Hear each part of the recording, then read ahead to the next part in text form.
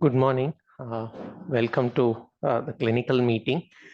So today, on behalf of the Department of Medicine, we are thankful to Dr. Ramya for having given Medicine 2 and Clinical Epidemiology Unit the opportunity to present on behalf of our department. So today's presentations will be by Dr. JAHNWI and Dr. SAKSHI. This is on a qualitative study that they had done as a part of their PG thesis on perspectives on healthcare, the patient's caregiver's perspective as well as the healthcare provider's perspective. And a similar sort of study was done during the period of Professor Kurian Thomas sir.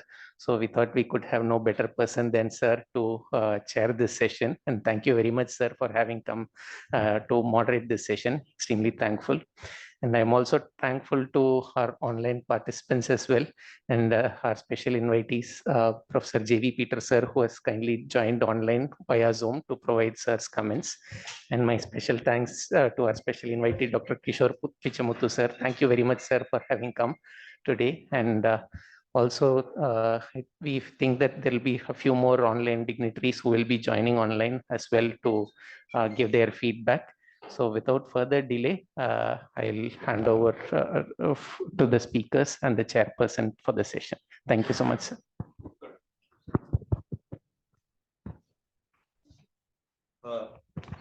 It's always a great pleasure to come back to CMC and be part of a scientific meeting in the Department of Medicine.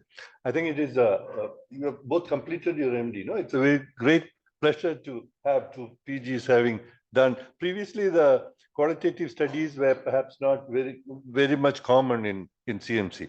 I went through your studies, and I think it has been done pretty well. So I'm glad that we are looking at both quantitative and qualitative aspects of science and how to approach it.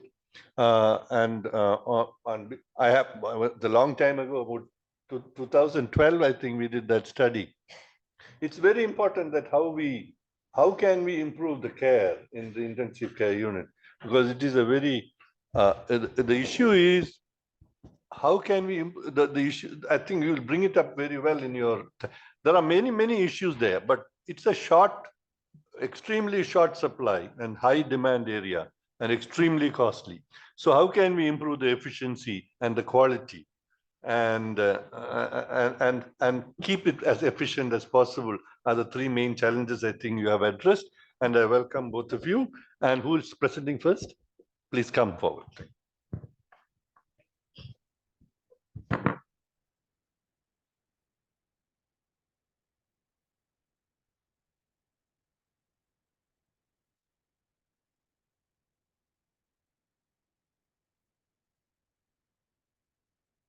Good morning, everyone. So before beginning, I would like to thank Dr. Tambu, Dr. Shubha, and Dr. Rani, who helped me and came up with this idea of the study and helped us through the process of going through the study. So what we were looking at was quality of care in medical intensive care units, which was both perceptions of the family caregivers whose patients were admitted into the ICU and doctors and nurses who dealt with such patients. Why we felt the need for the study, I would want to go through the justification, how we went about doing the studies, and what was the resultant conclusion that we do from the study. So coming to why the study was done, shocking statistics that I found out when I was reviewing literature was that 15% of mortality in low and middle income countries, according to WHO, is because of poor quality of care. And although there are multiple quantitative scores that assess this quality of care, in the current modern scenario where patient satisfaction is coming up as a major tool for assessing the quality of care and their satisfaction, a perception of care, which is beliefs and opinions of stakeholders based on the experience in the healthcare setup, is now a major yardstick to assess the quality of healthcare. Despite this thing, we do not have adequate literature, especially from the healthcare provider side, to assess what they feel about the challenges and their roles in providing adequate quality of medical care, medical ICUs. So this is why we went ahead to do the study. We also had a similar study done in 2012, which was Q-tip study, assessing the quality of care in ICU. However, that was done only from the point of the caregivers. So we felt the need to also address the healthcare providers here through this study. So the objectives of the study were to gain better insight into the experiences and challenges faced by the caregivers once their family member was admitted into the ICU, to explore the experiences, beliefs, and opinions of doctors and their challenges while providing adequate quality of care, and to understand the role of nurses and what they felt about their challenges during the course of providing care. So how was the study was done through a qualitative methodology where, based on previous literature review, we came up with a conceptual framework. This conceptual framework is basically the points that we identified from literature search that had come in previous studies as major factors in experiencing and providing quality healthcare. Once we drew this conceptual framework, we made interview guides and focus group discussion guides to assist us in uh, taking the interviews for the participants. So when we decided who to interview, we had looked at 3 stakeholder groups that were important in assessing the quality of care. The first was caregivers of the family members who were admitted into the ICU. Second was doctors, both from the unit who were admitting the patient into the ICU and the doctors taking care of the patient from the intensive care side, and nurses who are working and providing care to such patients. So based on the inclusion and exclusion criteria, we chose patients who were admitted at least for 48 hours into the ICU, and we took their caregivers. After their consent, we included them into the study. We chose 10 doctors, which was purposive sampling to ensure that we had diversity in the level of the doctors and from both ICU and unit side. And we took 9 nurses for the focus group discussion. Once we conducted in-depth interviews for the doctors and for the patient caregivers and a focus group discussion for the nurses, we did what is called 6 steps of thematic analysis, which is through the process of data immersion, transcription, reiterating and reading the data multiple times, and forming codes. So once we formed some codes from the first 3 interviews that we transcribed, we used that code book to transcribe further interviews to see where we got major themes that were emerging from the study. So after collection of data, we used the NVivo software to transcribe these files and then come up with the themes. Now, what were the results that we found? So before going that, the baseline characters that we had were 10 doctors. 2 were postgraduate residents, 2 were parent unit consultants who admitted the patients into ICU, 5 were ICU senior residents, and 1 was ICU senior consultant. Average duration of the interview was around 32 minutes for the doctors.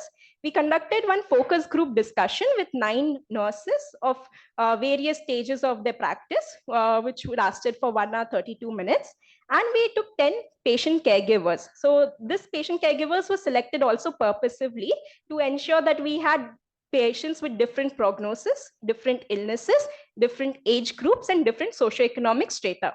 So we chose around, out of the 10 patient caregivers that we selected, 7 were male, and the average age of them was around 36 years. The diagnosis of the patients who were included into ICU, who we included in the study, included snake venomation, infections, and organophosphorus poisonings. So coming to the themes of analysis that we identified through our study, first was skilled medical care and adequate resources. Second was healthcare worker and patient caregiver communication. Third was teamwork and communication among the healthcare workers. Fourth was medical decision making. And fifth was cost of care and financial aspects. So I would like to highlight each of these themes that had emerged. And we will go through how a qualitative data is also presented in views of how the codes had come up and what codes substantiated our conclusions. So when we came to skilled medical care and adequate resources, most caregivers thought that excellence of care is the utmost importance that brings them to a hospital. They wanted skilled care, and they, based on how the perception of hospital is outside, they bring patients to a hospital. Doctors thought that skilled medical care, adequate staffing in terms of both doctors and paramedical staff, good technical instruments, and adequate spacing helped them provide a good medical care.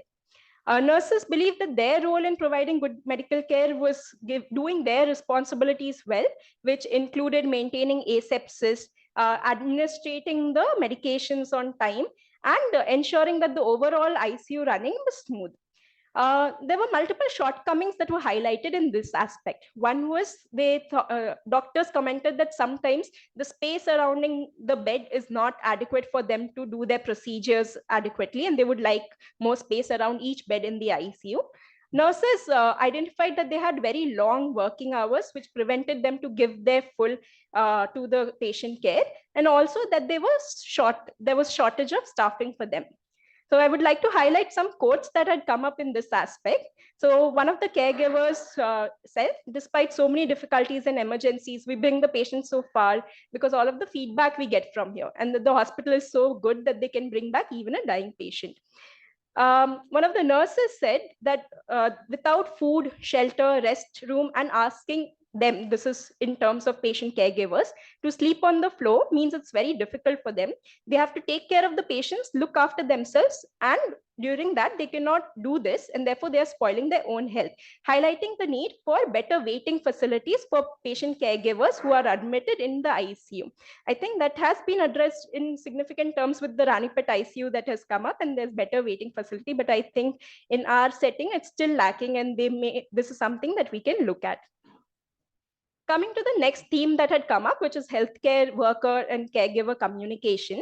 So according to family members, they thought that effective communication was the cornerstone of their relationship with the doctors.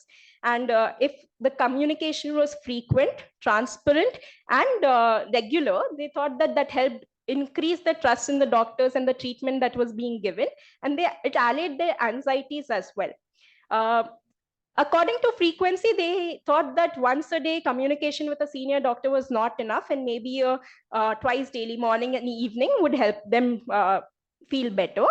And they also encountered significant problems in terms of language barriers, because we have patients coming from all over the country. A lot of caregivers thought that their language was a problem. Some doctors they encountered, they thought they were not talking in layman terms, and that medical language was being used more often, which hampered their understanding of what the patient has. They also thought that the visiting hours in ICU was not adequate, and they would want to see their loved ones more often or for a longer duration of time rather than the current setting. Most of the caregivers that we interviewed really appreciated having a social worker in the team, because that was something that they thought was unique in our setting. And they felt, some caregivers quoted that they felt that the social worker was part of their family, and they talked to them so much so that they felt at ease with social worker much more than the doctors sometimes. So this is a quote where one of the caregivers, on being asked whether they want to know just the overall view of the patient status or details about their condition, they thought that they would like to know the complete truth with all the facts. And it is good to keep transparency, because if someone becomes serious later in the future, it will become even more difficult to grasp later. Another caregiver mentioned that there's nothing called a social worker in any of the other hospitals that they had seen. And they felt that the social worker was very, very supportive, and they felt that they had known her for many years. So I thought this was something that was very positive in our ICU setting, which was something that we could help others also inculcate. Coming to what healthcare workers thought about the communication, a lot of doctors felt stressed because to have regular communications because of the busy schedule, and because of the fact that sometimes when they go to have communications, especially from the unit side, that the family members are not there. So it's difficult to meet the family members and have communication with them. They all stressed on having very, very honest, transparent, and lucid conversations. And they thought that the conversation should happen at a dedicated separate area and not in bedside, to ensure that they can have proper long conversations. Again, daily interactions with a senior doctor was stressed upon to have a better relationship with the patient caregiver. So one of the doctors said that, to my understanding, always looking at a holistic patient care, along with making sure that the patient bystanders and relatives are also very well informed and communicated, allayed the anxiety and overall improved care. Another doctor mentioned that sometimes it's difficult for them to communicate with relatives because the primary relative who's in contact changes. So one day they have to explain it to a relative, and the other day another relative is there who they have to explain to. So they would like to have one person who they can contact each day to ensure that they can keep updating instead of having the conversations from the beginning, to ensure continuity of communication as well. Challenges faced both by nurses and doctors, again highlighted language barriers is one of them, frequent changing in the family members, assuming the role of the primary caregiver, and occasional lack of understanding in the caregivers, which prevented them from explaining the condition of the patient properly. Something that the nurses pointed out was they were not allowed to give medical information or updates about the patient to the relatives, which they thought was hampering them, because a lot of times relatives would come and ask them how the patient is doing when they would interact with them for procedures, for shifting the patient, to give the medication slips and all. However, they did highlight that because apart from that, they really helped in the spiritual and logistical issues with the patient. One of the nurses said that they will ask the patient caregivers if they've eaten or not, if they have adequate money or not. And sometimes if they feel that the patient provider is not being taken well care of, they will bring it to the notice of the doctor to ensure that they can be helped if monetary issues is a problem. One of the doctors highlighted saying the biggest barrier for him was often language issues. And as much as they try, there's nothing like explaining to the patient in their own language. So that is something that they felt was difficult for them to provide adequate, good communication. Coming to our next theme that had come up, which was teamwork among healthcare workers.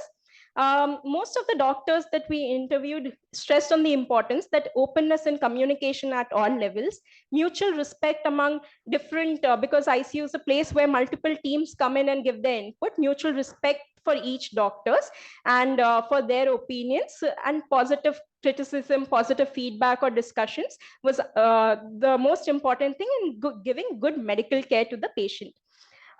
This was especially because our ICU is a semi-open ICU structure. They felt that it was very important, and most of the doctors felt that they had that stage where their communication was free and they were mutually respected. However, when we came to nurses, most of the nurses felt that there was some problem with the doctors, especially at the junior level, where they thought that doctors were often condescending. Despite the years of experience that nurses had in ICU care, especially new trainees who joined the ICU often did not respect them enough, that they would like that part to change. They also highlighted that their interaction with housekeeping staff and attending staff was very difficult. Often they would not get the required help that they would like in giving patient daily care, which they thought may be something that could be worked upon to improve the ICU work. So one of the nurses said that we have to talk to them nicely and often coax them into helping us with the work. That is part of their job. And we cannot use any harsh words. We cannot say orderingly. To do their routine activities, they have to coax the hospital housekeeping staff sometimes to help them. One of the doctors said that I think trust is the basis of working in an ICU environment. And over a long period of time, you will trust each other's judgment and respect each other's opinion to ensure that the teamwork that is there in the ICU, which is one of the major pillars of work, will keep going. When it came to medical decision making, both doctors and caregivers considered that the caregivers are the primary decision makers when it came to making medical decision, where the role of the doctors only came up as facilitators. So where doctors can guide the caregivers and explain the prognosis, but the primary decision making lay in the hands of the patient caregivers. When it came to what was the important factors that both doctors and caregivers considered, where doctors considered the age of the patient, the reversibility of the illness, and the cost of the care involved, most caregivers were emotionally weigh emotionally when taking the decisions about major medical decisions like end of life care or how to the extent of continuation of care. So where one doctor said that the two things that they feel should be more stressed is the cost and the quality at the end of it. So one is whether at the end of doing all this, at the end of selling all the lands and all their resources, if they're actually going to get a patient who's even conscious at the end of it, highlighting the concept that prognosis and quality of life comes at the foremost for doctors when it came to decision making. Whereas the caregiver said that honestly, at that point in time, they don't think a lot. They just at that moment want to recover the patient. They do not process the ifs and buts. They do not do any calculations. They do not run algorithms. They just take the decision of admitting the patient for the best possible treatment. Coming to cost of care and other financial aspects. So considering the facilities provided, most doctors and nurses consider the ICU care reasonable in our institution. So someone has quoted that we should be charging based on the bed and nursing that needs to be charged. It's much, much less in comparison to the care that's given here, because because ICUs actually costed it, and it's about 5 to 10,000 less than the actual costings that go into the care. So the cost of ICU here is for the intensity of monitoring, the top-notch equipment, and the ventilatory support. And they thought the pricing was reasonable. However, caregivers thought that it was a huge burden to them, because the spiraling costs and the huge bills often ended up them having to sell their land or pawn their resources. What they highlighted was, if a clear financial plan was given to them beforehand at the time of admission and regular updated bills were given to them, they would have better chance of mobilizing their resources to pay the bills. When it came to subsidized care, most of the doctors and patients agreed that there is that facility and they are happy to avail of that. And it should be based on prognosis and the social strata of the patient who is admitted with the ICU. So where do our findings stand in terms of what has already been done previously and what is the current available literature? So when it came to areas of alignment, our study had similar findings in terms of importance of competency and good outcome, which was highlighted in multiple other studies, need for effective communication, teamwork in intensive care, which is a pillar of good care, and burden of ICU costs as experienced by the family caregivers. However, things that came up uniquely in our study, one was the implicit trust in the institution, which we did not find in other papers that had looked into the similar patient caregiver perspective. Second is language and cultural barriers in communication. I think because we have patients coming from all over India, this is something that's very unique to our setting. And because of that, because of different languages that are used, it's a barrier also in communication. Doctors' role as facilitators in decision making. So even our QTIP study that was done in 2012, and based on some other Southeast Asian studies that we had looked at, most of them said that it was mostly a shared decision making where doctors took the decision and patients generally followed that decision. But however, in our study, it came as although the doctors were major facilitators in decision making, it was primarily the caregiver who took that decision finally.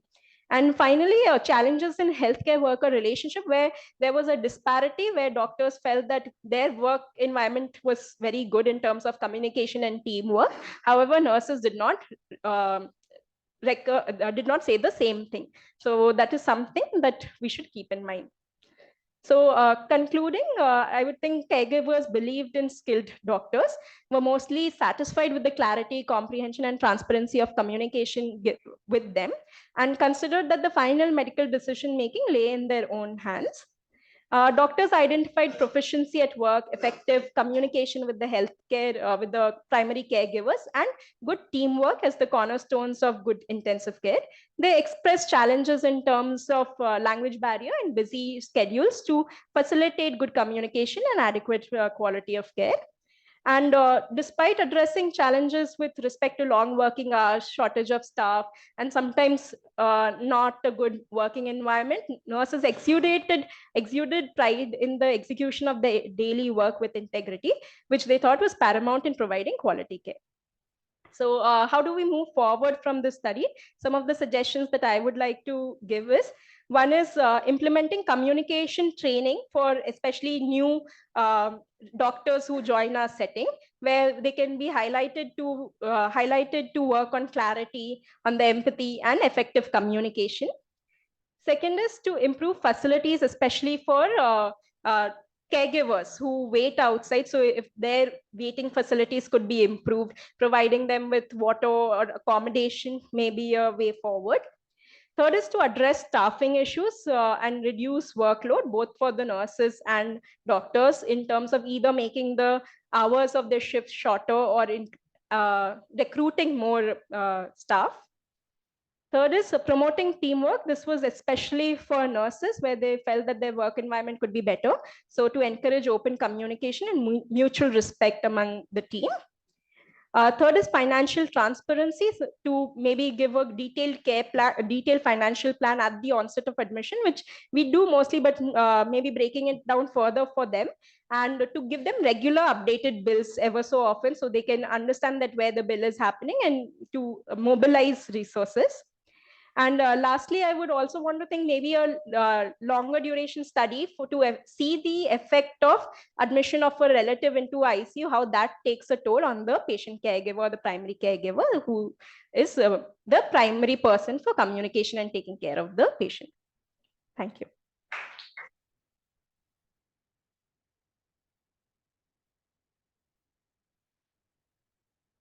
That was an excellent. Can you hear? That was an excellent presentation. Congratulations. So I just want to raise two issues. One is a methodological issue. Even though how many focus group discussions were done? You Only one, sir. Yes, See, sir. there is an issue there because validity of qualitative study also depends on the minimum number that is required to do. I suppose for practical purpose, as you as a PG thesis, etc., you may not have found time. But on an, I think if you, I think there will be, who are the qualitative people here? Tambu? It's the point of saturation, sir. They hear the same ideas. No, what, see, the stakeholder identification and then stakeholders has to be grouped into at least a group of for example, if patients may be very similar, but health providers and administrators may have different perspectives. So generally, I would say at least three focus group discussions. They may have the same outcome, but that then validates the issue. But if they can have different outcome, I mean, that's one limitation that I find, but that's all right. But within that limitations, we have done very excellently. So the other issue is regarding how do we make the decision making? Certainly, it has to be done by the caregivers. But can health providers, because there is a conflict of interest here, their own interest is on one side, they will go into poverty. On the other side, they expect good care. And therefore, we have to use some scientific method to balance which is the best way forward. We are not going to make an absolute decision and say, you go out, but you have to help the caregivers make the decision. Their emotional point at that point is not easy for them to make a decision. So to say that finally health providers will make a decision and the other people will stand by is perhaps wrong. So it has to be a combined decision making where the knowledgeable or understand with less emotional interaction come and says, this is perhaps the best way forward for you. So I don't think it is either one or the other. It has to be a combined decision. Basically, what I wanted to highlight from that was when we did the previous study in 2012, the quotes that had suggested was that mostly they would follow whatever the healthcare provider said and guided them. But here, what we found a difference was the relatives said they would want to take the decision with the doctors as the facilitators. No, I think there's some time for discussions. Anybody wants to ask a question or clarification, please come forward. So we just thought we'll do the study because the previous study, we had only interviewed the patients and we had not got the feedback from nurses and doctors. So we built on the previous study and we decided. Doctors were there. Yes, sir, they were. So the other thing is to get all the nurses separately is difficult during time. So that's why we said one single focus group of the nurses together. It was a practical issue during the postgraduate time. And it was also, I think, the first qualitative study from our department is PG thesis, SAKSHI and JAHNWI. Very good. They went for the course with Dr. Shubha, then they did the interviews, they transcribed it, they learned to do coding and writing and all that. So they really took a lot of effort. So excellent. Again, thanks to you, sir, you inspired us to do the first study. So this was a takeoff from that. That is the comment. Anybody else want to ask anything?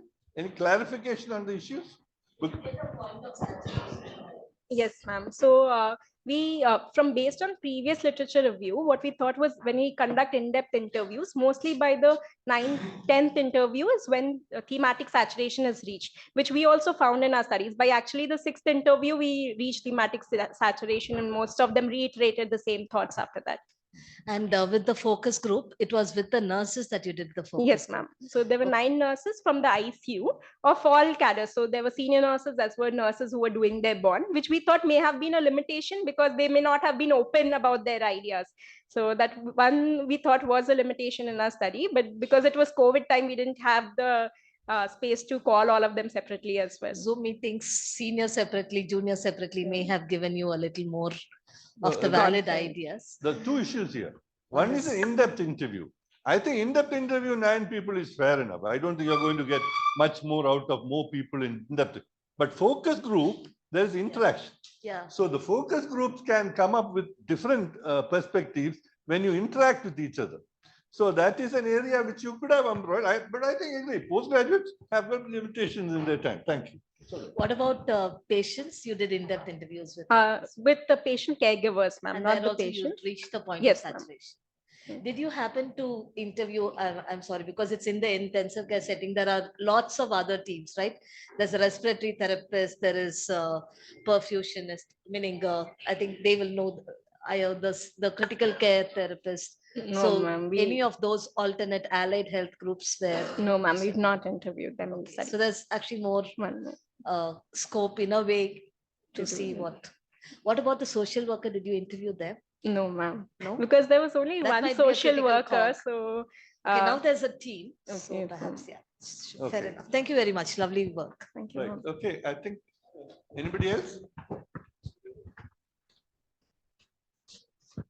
Good morning, ma'am. Ma'am, sometimes I've seen in ICU that we preemptively ask the relatives to get their DAMA and DNR form signed. How big an impact does it have on the decision that a healthcare provider makes in this? We had not explored that part of the thing because it did not come up in the interview guide. But most of the relatives and the doctors, once the patient gets admitted into the ICU, on the first day, they talked about how they had a detailed conversation with all the family members. They sat down and they got the background history of the patient, where they are coming from, what they are looking at, and their expectations. And only based on that, they will come up with the decision of what is the extent of care. So I don't we not look into it specifically, but from my understanding, they had that discussion all over again and did not base the decision just on what the signature was taken in either emergency or the ward. Just a clarification, Tambu. What are we following the utility assessment on day 2 to make a decision on regarding the cost and care? So we are doing the utility score on day 2. That's part of a set. Along with her, Renju, another postgraduate, did the costing. So we put that separately. So that's going to be for another one. Yeah. But actually, the doctors instinctively say a sort of score like that. Yeah. But so we are using that data, but we're presenting that as a separate. Okay. Right. Thank you so much, sir.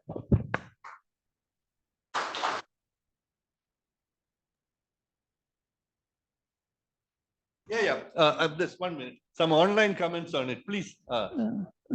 Sir, I think JVP sir is online. Sir, do you have any comments or questions, sir? Thanks, Vignesh. Very nicely done study. Yes, thank you, Dr. Kurian, for introducing us to this world of qualitative Sound is not coming, studies. JVP. Can you hear me now? No? It's not connecting. Can you hear me?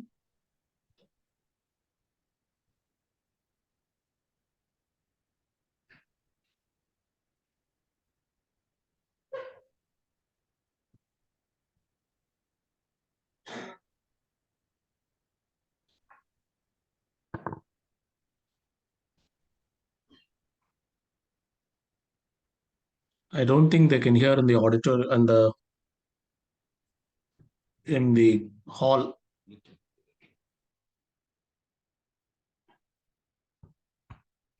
You can type your comments, JVP. Type it so somebody can read it out.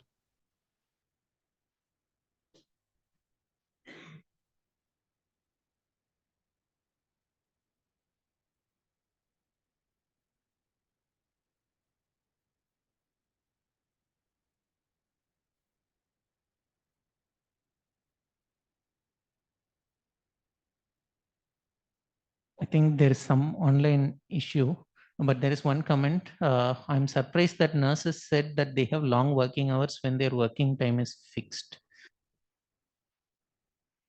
It seems to be a comment. I don't know whether it's a comment. I think it is perhaps not. You cannot answer that. Yeah. That's what we found from our study, sir, that most of them thought that number of hours was long. Essentially, are they asked to work extra time, or it's just that period is finding to be too much, is it? Yes, sir. The thing after that also, the handing over and the taking over sometimes take time, but yeah. He can hear. Sir, JP, sir. Yeah, all right. So let us go to the, I think because of the technical issues, can we move ahead and then call back at the end of it again once more? Okay.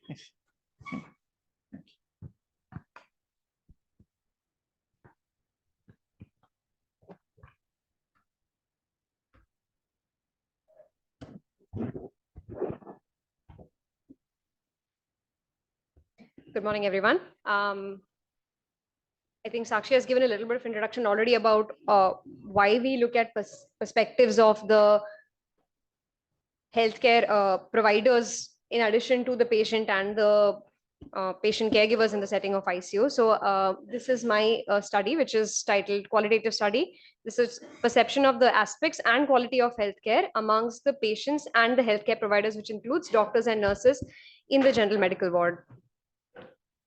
So the background for this, quality of care is the extent to which a health service increases the likelihood of desired health outcome. And hospital administration already has means in place. There is a quality management cell, there are objective measures, there are benchmarks by which we compare our care to say that this is quality care or not. But quality of care or quality care may mean different things to different people. For a patient, it may mean affordable care that works. For a doctor, it may mean care which is as per the established standard of care or as per guidelines and with the latest technology. For an administrator, it may mean efficient and cost-effective care. There can be a disparity between the clinical indicators of care and perceived quality of care, and both are important because perceived quality of care is what will drive the uptake of the healthcare resource. So if a patient thinks that the quality of care in this hospital is good, which may be different from the clinical indicator, they're more likely to come back and access this healthcare. Physicians' perception of their patient's health beliefs and the patient's health beliefs has been demonstrated in other studies to not always concur. So physician may feel that, okay, I have explained everything to my patient understands everything about their disease, but the patient's health belief may be a little different. Their understanding of their illness and of the treatment that is going on may be different from what the physician believes it to be. Patient satisfaction is not only driven by the real hard things, the infrastructure, the medicines that are available, what the hospital building looks like, but it also is driven by soft things like the relationship that they have with the healthcare provider, by the level of trust they have in the healthcare provider.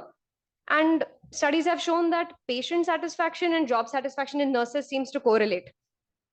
And a good doctor-patient relationship can also lead to job satisfaction in doctors. I'm trying to bring out that patient satisfaction and job satisfaction in the healthcare providers are connected, which is why we wanted to look at how the patients look at see the healthcare in the ward, think that the healthcare in the ward is. So the objectives of the study were to explore the perceptions of the patients toward the care in only the general medical wards and the healthcare providers' perception of care, which is, I understand it's a vague sort of thing, but as we go into the results, I'll come to a little more substantial things as to what I mean. So the methodology, it's a qualitative study again. I conducted semi-structured interviews, which were again derived from conceptual frameworks. So the conceptual framework was based on literature and based on my personal view of what could affect the healthcare provider's perspective and what could affect the patient's perspective. I thought of, okay, these might be the domains in it. And I developed interview guides. Then I use these interview guides to go ahead and interview. So I interviewed 10 patients and 10 doctors, and I did one focus group discussion with 12 staff nurses from the ward.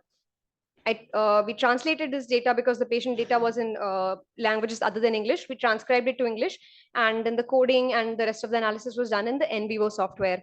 And similar to Sakshi's study, this is a thematic analytical approach. So I'll just go through the steps of the thematic analytical approach and to just reiterate that this is, even though it sounds a little vague and not as numerical, and this is not the statistical things that we're used to. It does have a system in place. So after transcribing all these interviews and the focus group discussion, I reread the data again and again to gain familiarity. Then I started coding the interviews. Coding is to identify certain domains, certain aspects about the care that are coming up again and again, or something that seems of importance. And after doing this coding in NVivo, one of my guides, who's a social scientist and has experience in this type of research, reviewed my codes and gave corrections on that. Then a code book was created with the codes that came up in the initial interviews, and then this code book was used on other interviews. Then again, as I went through other interviews, if any more codes came up, then those were included in the code book. Then I categorized the codes into different categories, to say, and then tried to club these into different themes. We revised the themes to ensure that there was coherence, to ensure that I had supporting data. So I had actually people said this, to go back and say that, okay, this is my theme. I should have evidence that somebody said this, and to make sure that all the relevant data was included, and selected the key codes. I'd like to come to the results. So just going over the participant characteristics, the 10 patients, 5 were men and 5 were women. The sampling here was also purposive, but tried to have a variation, which is called maximum variation sampling. So I tried to have men and women patients of different socioeconomic classes.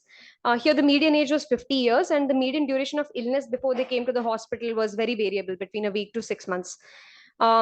Then within the doctors, there were 6 women doctors and 4 men doctors. I tried to include both residents and consultants to get different viewpoints. 5 residents and 5 consultants were included. And within the consultants also, there were different levels. So there were assistant professors and senior residents. Median age here was 28, which just happens to be the time we become registrars and consultants. I had 12 female staff nurses. Median age was 29, and the focus group discussion took 108 minutes. I only had female staff nurses, unfortunately, as ward nurses were more women than men, and it just so happened that the ones who came for participation were women. So the themes that came at the end of all of this, when we look at the patient perception, we look at why did they choose CMC to come for their care? What is their understanding of their illness and their goals of treatment? How do they perceive the relationship with their healthcare provider? How do they perceive the ward environment and facilities? And what do they think about the cost of care? When we come to the healthcare provider's perception, we look at the doctor's perception of the patient's understanding of illness, and we compare with what the patients understood and how the doctors thought how good the patient's understanding was. The healthcare provider's perception of the healthcare team, the members, and whether the informal caregivers had a role to play. The healthcare provider's perception of the communication in the ward in between with the patients, in between the healthcare providers, in between teams and within a team. We also asked them what they thought about the treatment and administration in our general ward, and the infrastructure and facilities, and of course the cost of care. So I'd like to go through the results with some illustrative quotes. So CMC as the chosen center of care, all of the study participants in my study had come by referral or for second opinion, and they quoted prior experience which was positive and the reputation of hospital as why they came to CMC. When we spoke to them about their awareness and understanding of the illness, the doctors felt that patients' understanding of illness, prognosis, treatment, and treatment cost is important. They said it's important. However, the patients in the study had limited awareness and understanding of their illness. Sometimes the patients and the family members said that, don't tell me what is happening, I don't want to know, and tell the relative. Or the family would say, don't tell the patient what the patient has, tell me. This is what the doctor said. One patient said, treatment is being done for stomach. If something is told, I start crying. My son has said, if you tell Papa that this has happened, that has happened, he will panic. So till now, I don't have any clear information. So this is the patient saying that he doesn't know about the illness, and the son has instructed the team not to inform him. Another patient who seemed to be very aware of his illness also said, 3 days back, I became breathless in the midnight. There are 2 reasons. He knew that there is kidney disease and other is heart failure. So on the other hand, this other patient who is from an upper middle class seemed to be very aware of his illness. So there are both of these types of patients are there in the ward. Doctors said that they face challenges in fully informing a patient because of the cultural norm, where we tend to speak more to the family rather than to the patient and ask their opinion. Even though all the doctors agreed that the ideal way would be to speak to the patient directly and inform them and get their input. So one of the senior residents said, I would want to ask the patient whether he wants to know the diagnosis. Does he want to know? How much does he want to know? I want to say all of those things. But then in our situation, I would involve the family also in that decision. So the family, the closest member, I'll ask them as well before proceeding to inform the patient. When we speak about what the patient's expectation from treatment were, a lot of the patients with their limited understanding of illness just said they wanted to go back to their routine life. Some patients had specific expectations about what the treatment would be. But one patient who's 26-year-old male from a lower middle class said, nowadays I'm spending my life in the hospital. It would be nice if I'm given tablet monthly once I can come and seek the treatment. So his aim was to get out of the hospital and go back to his life. Coming to the patient-provider relationships, patients themselves valued conversation with the doctor highly. But some patients said that they did not have chance or time to speak to the doctor in the way they wanted. One man, this is the same patient in the previous quote. If I have any doubts, I talk to the doctor to clear it. I'm so comfortable with the doctor other than nobody else. The doctor talking to us is their main quality. Without talking to us and giving medicine is not sense. When the doctor speaks to the patients, it reduces the sickness. Ironically, the same patient didn't know much about his illness and his only aim was, okay, I need to go home. However, at least he found that he could speak to his doctor freely. This was in contrast to another patient who was from an upper lower class, so a 36-year-old gentleman. She, who was the doctor, is not alone. 4 or 5 doctors are with her. I cannot speak very openly every time and also not with madam. She has not much time. There are other patients too, not only me, there are other patients too. So this gentleman who was from West Bengal found that he did not get a chance to speak to the doctor to his satisfaction.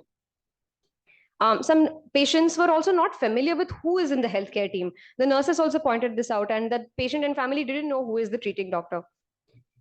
So one patient said, everybody is visiting and seeing us. We cannot say who all they are. There are many doctors. In the morning also, many doctors came. So the patients may not know who exactly is who in the treating team. One of the nurses said, sometimes the patient's relatives also don't know which doctor is seeing the patient. Relatives keep on saying, they don't know, nobody is seeing, even though already seen. Again, they will say, no doctors came. So the patients, I think, did not always know who is in the healthcare team when they have been seen by the doctor. Coming to the patient's relationship with the nurses, some patients found that the nurses' responsiveness was lacking, but they acknowledged the nurses had a busy duty. Some patients were very happy with the nursing care. So one patient said, but when the nurses called, they don't come soon. I tried to call doctor, but they don't listen. Another patient said, every nurse, every caretaker, they are so responsible about their duties. I never called 2 times for help. So the patient's experience with the nurses does vary within the ward.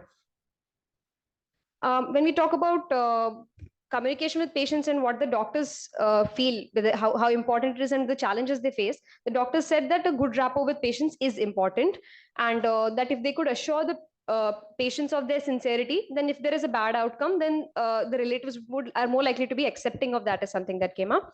But they said that time constraints, language differences, doctors' interpersonal skills, patient's passivity, in the patient not wanting to talk much about the illness, communication indirectly in the communication with the relative instead of with the patient, these are the challenges that impede the doctor having a good relationship, a good communication with the patient. Nurses faced impatience and antagonism from patients and their families regularly, but they said that if they had a chance to spend more time with the patient, then that improved their relationship. They also, again, encountered language barriers and resolved them through ad hoc interpreters, the other patient relatives or other patient who spoke English and the other patient's language. However, they said that when we asked them, would you like language lessons? They said it's not feasible. Extra time we can't spend on language classes. We have family and we have work at home. So this is something difficult. We need to figure out how to get beyond this language barrier. When we talk about relationships between the healthcare professionals, doctors and nurses, they recognize that not just them, but the attendants, housekeeping staff are also part of the health care team. Doctors considered nurses equally important, but they acknowledge that there is a hierarchical system within the team. One of the doctors said, medical team usually does not take it very well when nurses try to give their input into patient's care.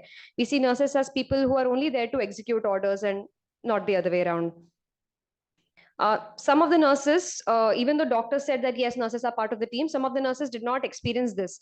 And junior staff especially were emotionally impacted when there were conflicts with doctors.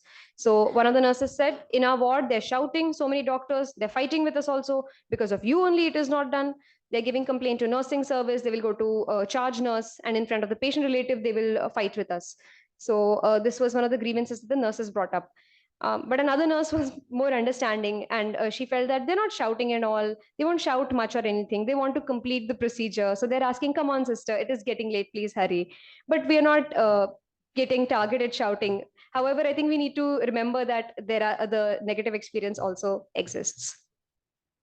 The nurses spoke about poor and untimely communication from doctors to nurses about procedures that were planned for the patient. Any new medication or treatment orders were written and not informed to nurses. And they also found that it was difficult to communicate with and give any input from their side or to question any doctor's decisions.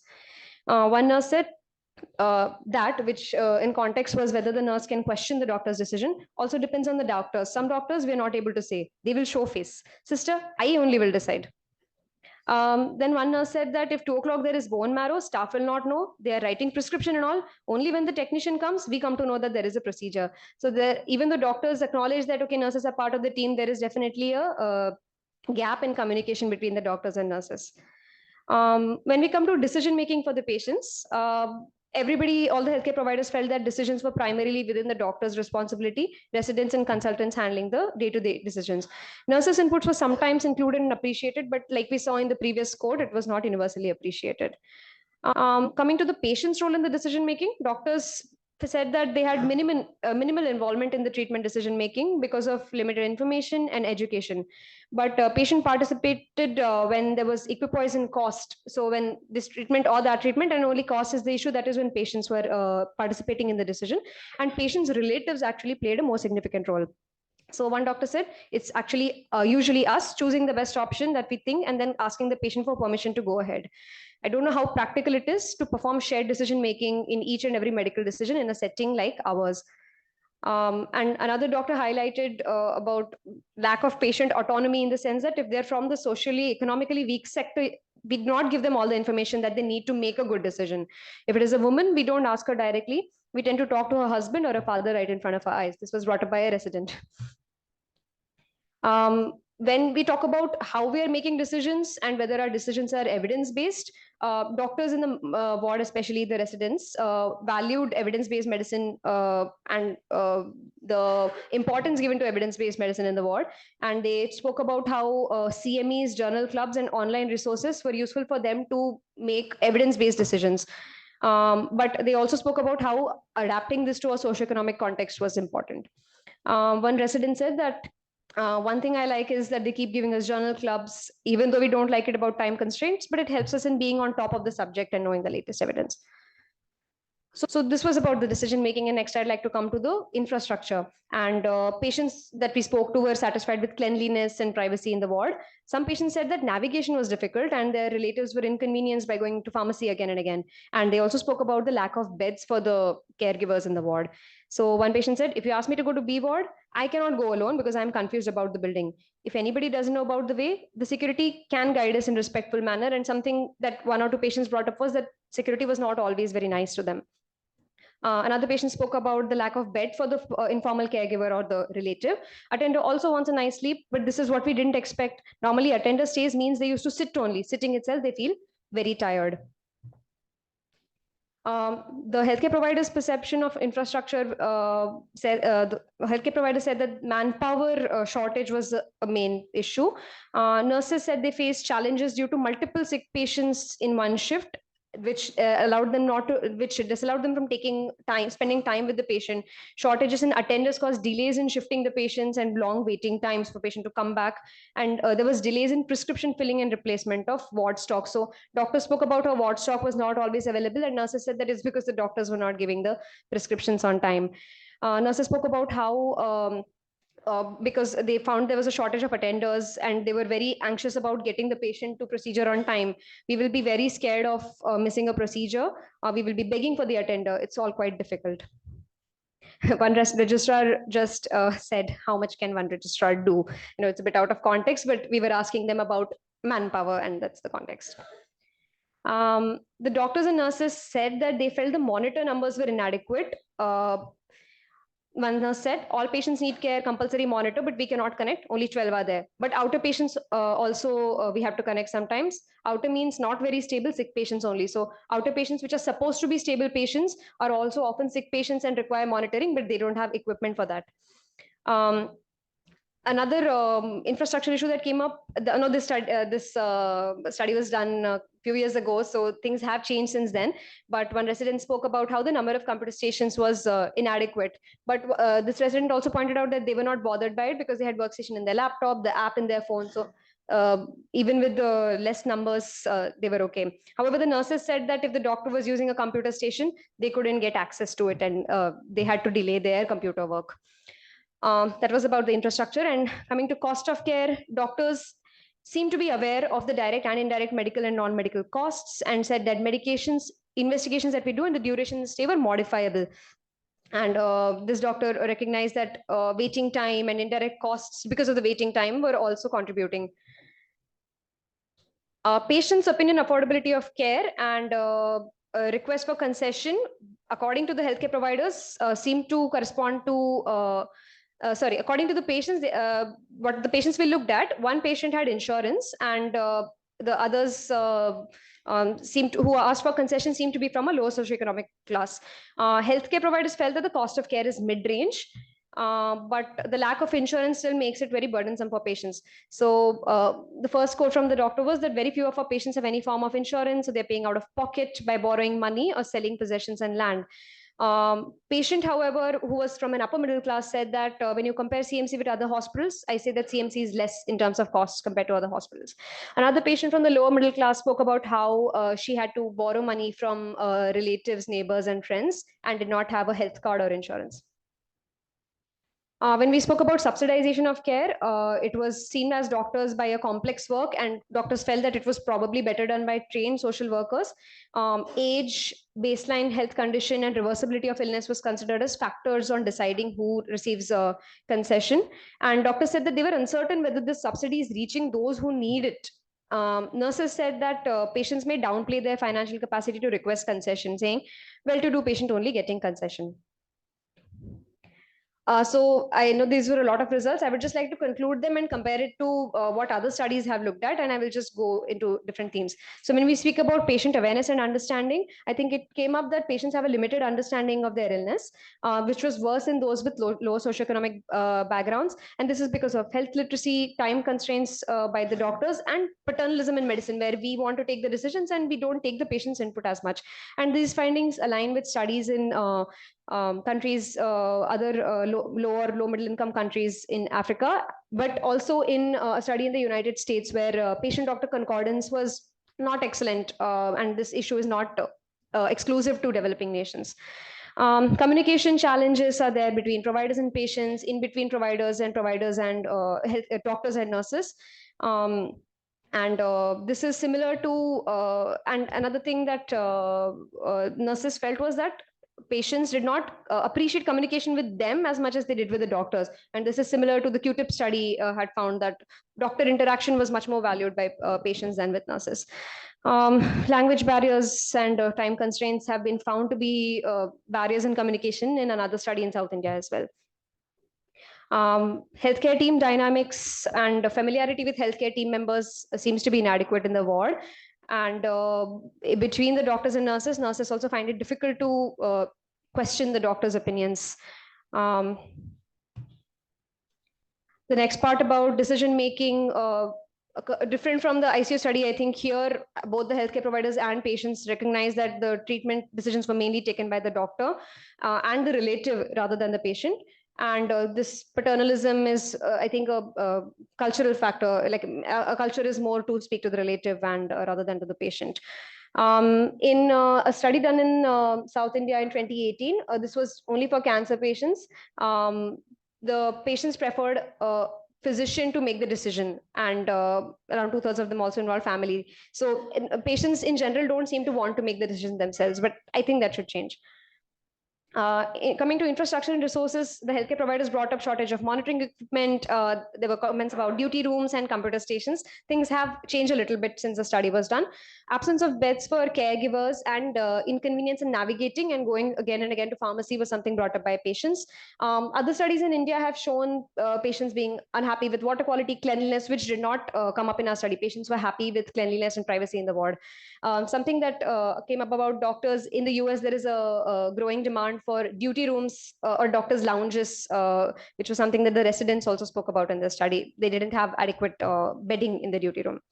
Coming to cost of care, this cost of care in our hospital was perceived as moderate, but it still remains unaffordable for poor patients who don't have insurance and have to sell assets even to afford this moderately expensive care. And whom to give concession on and who decides whom to give concession to is something that doctors find challenging. The limitations of my study is that it was a very broad research question. I was asking about everything to everybody, and I had a limited ability to explore one of these things in detail, but I think that can be done in a study going forward where any one of these issues, whether it be deciding cost or deciding about cost of care or patient education, can be studied in detail and further. I did not look at hospital stay. So whether my patients' poor understanding of illness and lack of familiarity with the healthcare giver was just because they had just been admitted is something I didn't look at, and that was a limitation. Investigator bias. So I was a resident myself when I did the study, and I had my own opinions about the way the healthcare is and my own priorities. So that may have affected the way I came up with the interview guide and the way I interpreted these results. And it may have influenced the patient's openness with me when I spoke to them, even though I reassured them that my interview would not affect their care or cost of care. I could only speak to female nursing staff, and like sir pointed out, I only did one FGD, which may have been inadequate to capture the experiences of all the nurses. The general medical nursing pool is a big group. And the fact that I did focus group discussion after my interviews meant that things that emerged in the focus group discussion with the nurses facing challenges with communication with the doctor, I was not able to go back and speak to doctors about it because I had spoken to the doctors already. So this is something that again can be looked into. The doctor-nurse relationship is something that needs to be explored. So my recommendations coming out of this study, I'd like to divide it into first about staffing and support, training and education, and the infrastructure and resources, what can we do? So I think clinical assistants and social workers can be hired. They can help with documentation, prescriptions, organizing patient transfers. And this opens up time for doctors and maybe even nurses, if you take away the logistics, to spend time with the patient. We can assess the cost of this because I think other departments are already employing clinical assistants and social workers, and within medicine, some units have social workers. So whether this can be applied to all the units and whether clinical assistants can be something that we can afford and might help us is something we should look into. Another thing about staffing is that the nurses said that outer patients who are supposed to be stable are sick. So even though the nursing ratio is supposed to be a certain number of sick patients or number of stable patients, they end up having many sick patients and not able to spend time with patients, which affects their relationship and communication. So adequate nursing staffing has to be looked into. Coming to training and education, we have to train the doctors to prioritize the patients, communicating with the patient and involving the patient in healthcare. This may be my personal opinion that the patient needs to be more involved and more aware of their illness. But even if we free up the doctor's time by giving them a clinical assistant, they still have to take that time and put effort into educating the patient and asking what the patient wants. We also need to improve communication in between the healthcare workers. Perhaps training or communication workshops may be necessary for doctors.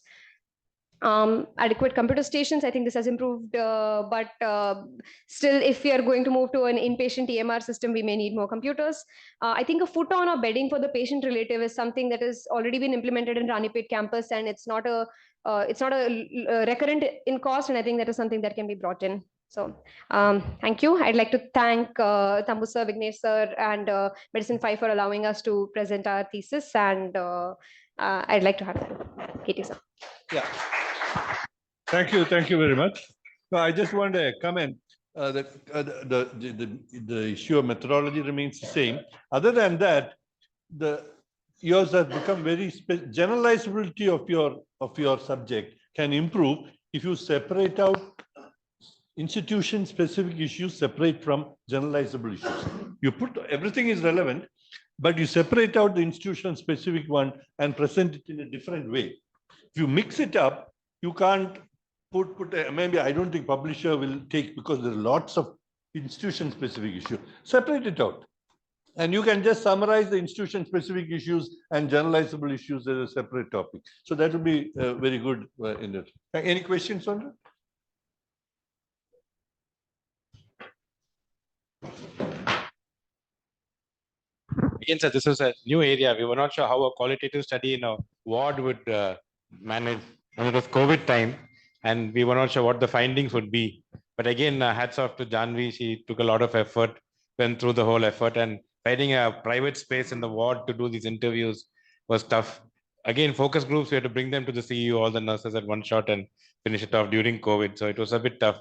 So again, hats off, Janvi. We should also thank Dr. Shubha Kumar and Dr. Rani from Samarth, who are not here today, but they really put their heart and soul behind this. They came 3-4 times, taught them, took workshops, and then went through the results and helped them to come to the stage. So we owe them that. I just also want, yes, they are online, sir. So other thing is, I want just questions from also Dr. Kishore about the ICU, what he felt about the ICU part of it. Unfortunately, we couldn't hear from Peter. So maybe it'll be nice if we can get from Peter, Kishore, as well as Dr. Rani, and if they're online. Sir, JVP sir, sir has posted comments, but if sir could unmute and offer sir's comments and questions, please, sir. Am I heard? Sure, sir. Am I I'll heard? read. Are you able to hear me? So sir has written, nurses generally do not give information on prognosis, as there are many people giving information to caregivers.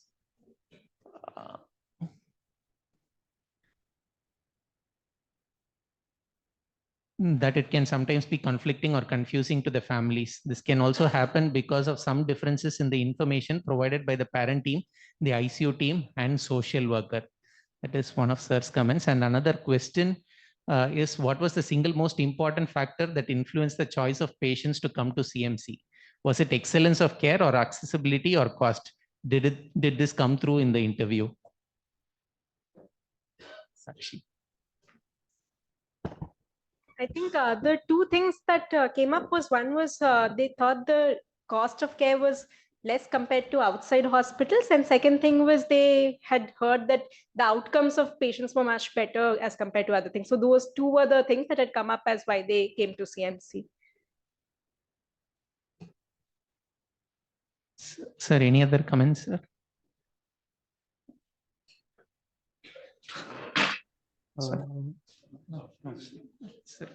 Sir, any thoughts? Can I have some Thanks, words? Can I have Dr. John speaking? Thanks, Janvi and Sakshi.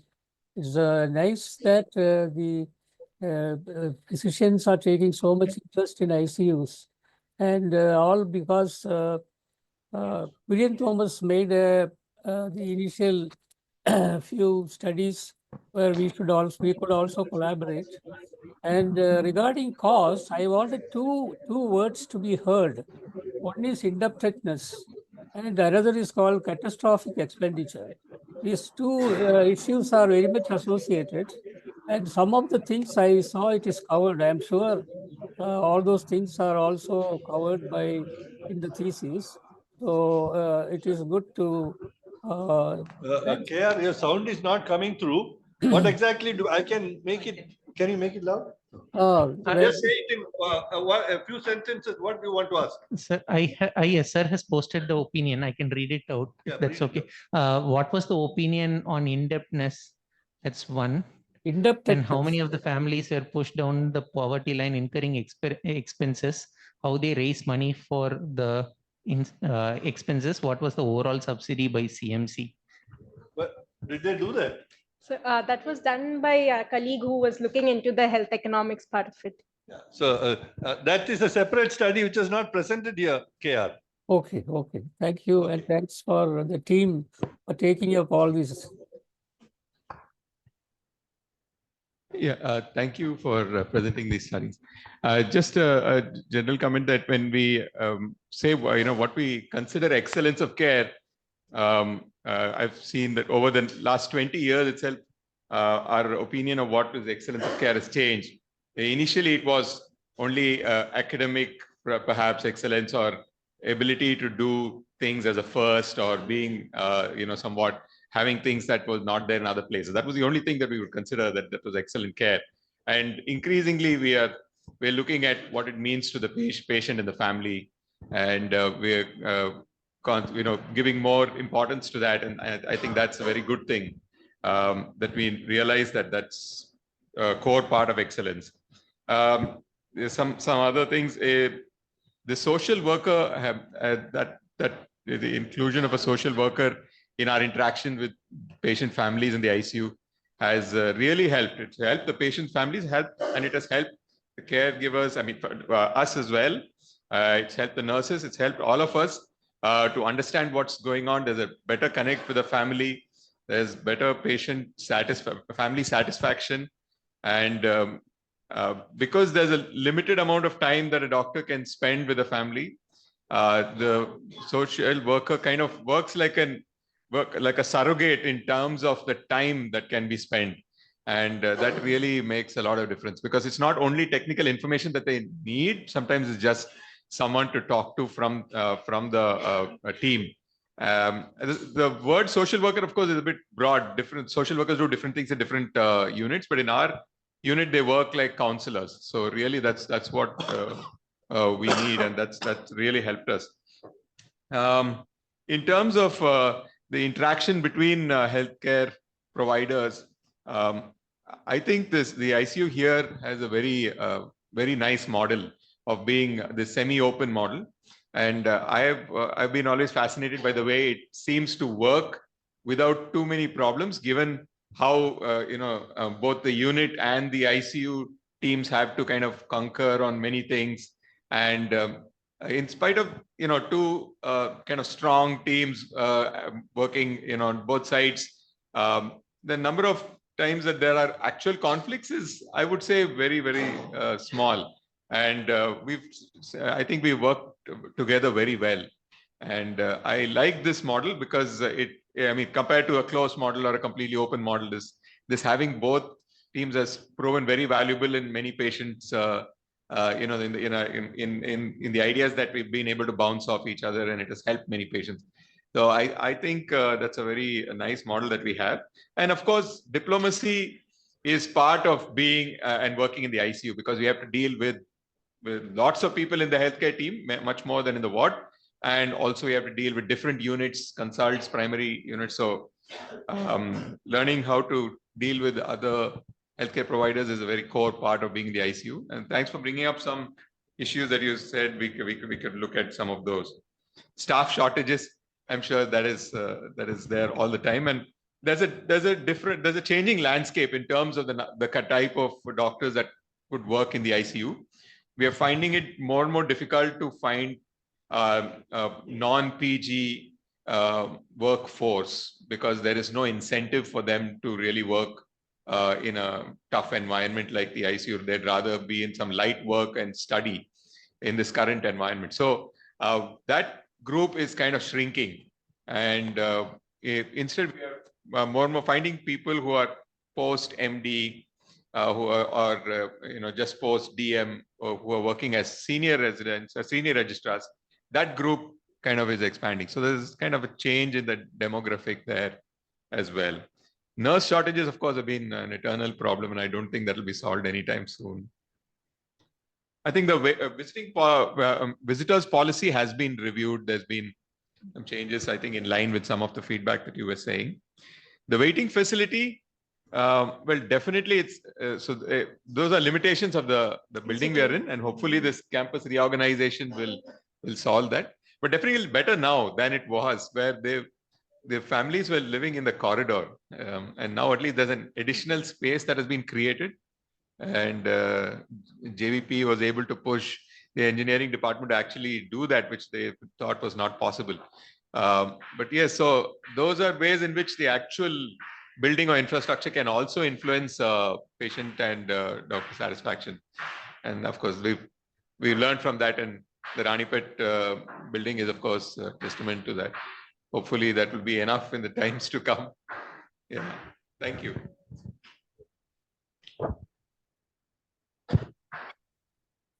One last comment, Janvi and Sakshi, there's something called as member check-in to improve validity in a qualitative study, which